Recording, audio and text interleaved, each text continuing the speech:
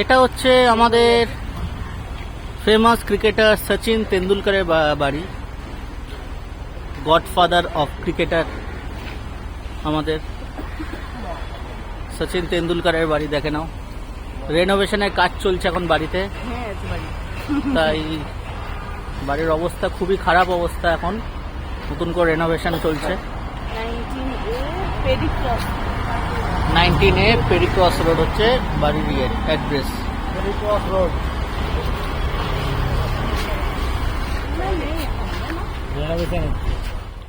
তো গাইজ এখানে দেখতেই পাচ্ছ আমরা দেখাচ্ছি জলসা, যেটা হচ্ছে অমিতাভ বচ্চনের বাড়ি। এখানে ফটো ক্লিক করতে বেশি দেয় না, ওই জলসা নামটার সামনেই দাঁড়িয়ে একটু ফটো তুলতে দেয়। আর রবিবার দিন 5:30টার সময় বিকেলবেলা উনি এসে ওনার সকল ফ্যান্সদের সাথে একদম বাড়ির সামনে দাঁড়িয়ে দেখা করেন। তো সেই সময় আমরা ভিডিও করেছি, তোমাদের অবশ্যই দেখাবো।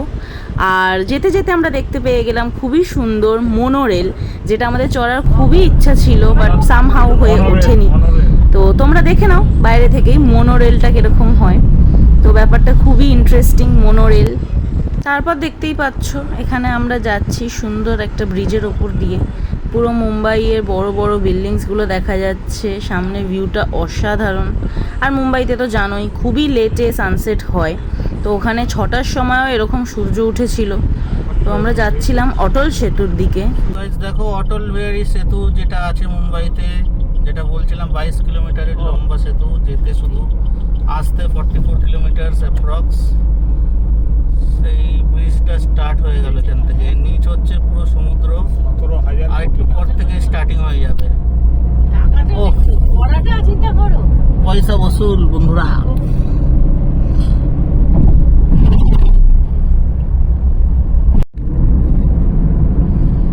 ও অসাধারণ, সমুদ্র নিচে হবে, দাঁড়াও নিচে কেরম দেখতে হবে।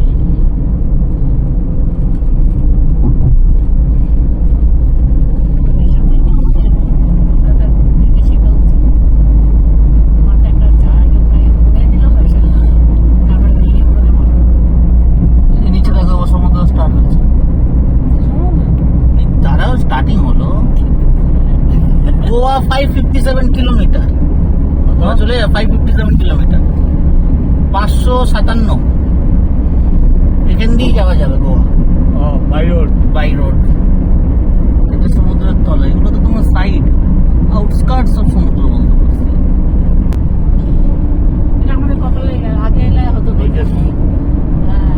এই হচ্ছে সমুদ্র, নিচে শুরু হয়ে গেছে।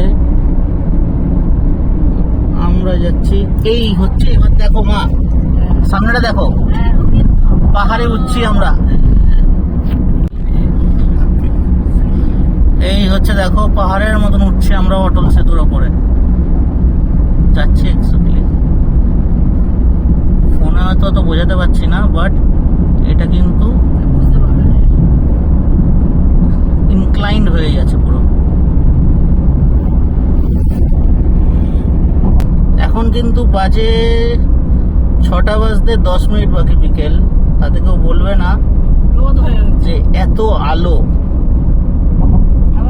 সামনে দেখো আরো উঁচুতে উঠবো, ইনক্লাইন্ড হচ্ছে ব্রিজটা। দেখো ব্রিজটা কত লম্বা ইনক্লাইন্ড হচ্ছে, দেখো দেখো ভাবি, ওরম উঠে আবার ঘুরছে ব্রিজটা, অসাধারণ। আবার পাহাড়ের মতন ওপরে উঠছে ব্রিজটা, ইনক্লাইন্ড হচ্ছে। এই নিয়ে দুবার হলো ইনক্লাইন্ড, আরো উচ্চতায় যাচ্ছে সমুদ্রের পথে, সি লেভেলের ওপরে যাচ্ছে। ঘেরা পাহাড়।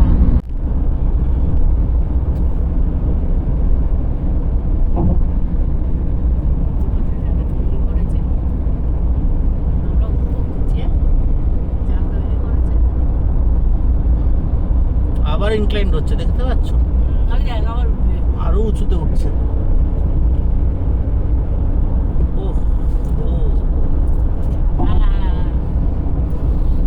পুরো সমুদ্রের উপর।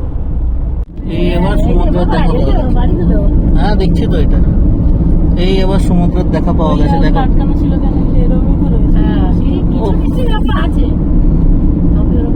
পুরো সমুদ্রের মাঝখান দিয়ে ব্রিজ যাচ্ছে, ওই সাইডে বিল্ডিং গুলো দেখা যাচ্ছে দেখুন।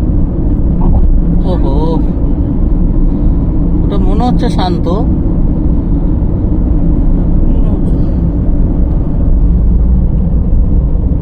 না আমাদের এইরকমই থাকে।